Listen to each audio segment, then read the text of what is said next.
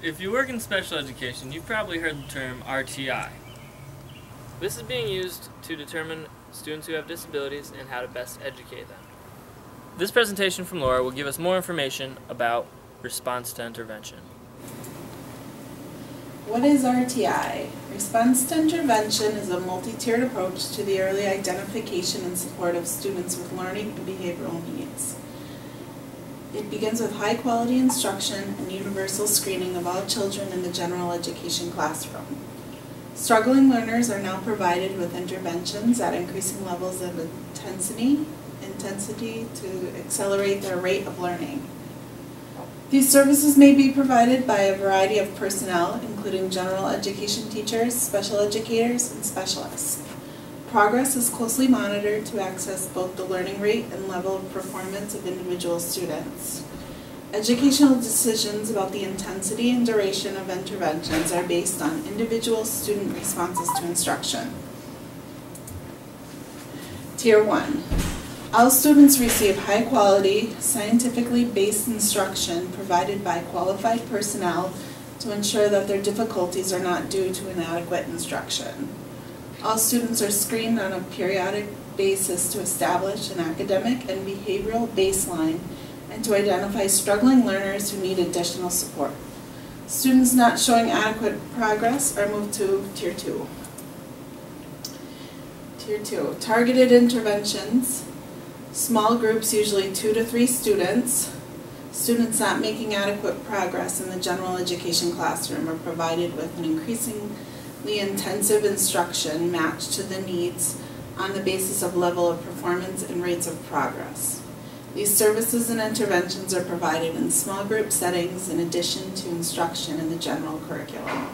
Interventions are usually in the areas of reading and math.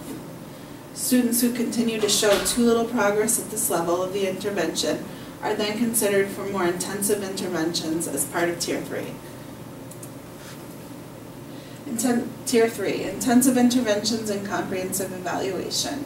Students receive individualized intensive interventions that target the student's skill deficits.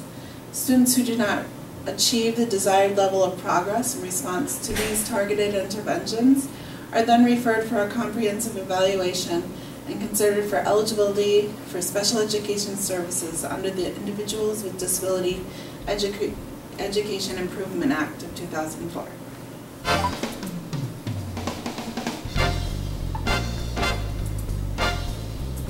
Did you know, according to research, some studies show that 85% of students who are in special education have been placed there incorrectly and could benefit from response to intervention. And some possibility and strategies.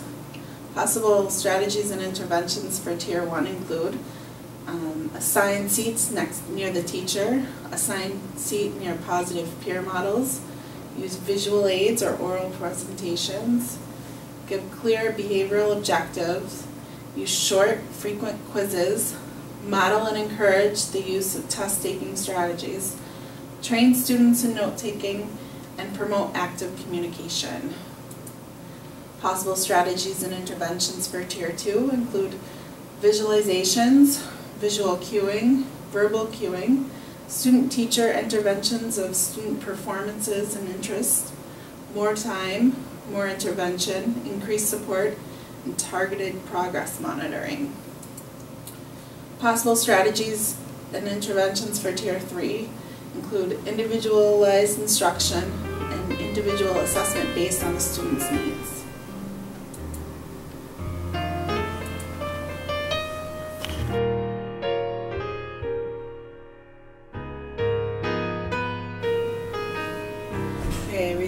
I feel that response to intervention is extremely important because a lot of these children's in classrooms today would benefit from response to intervention versus being on an IEP.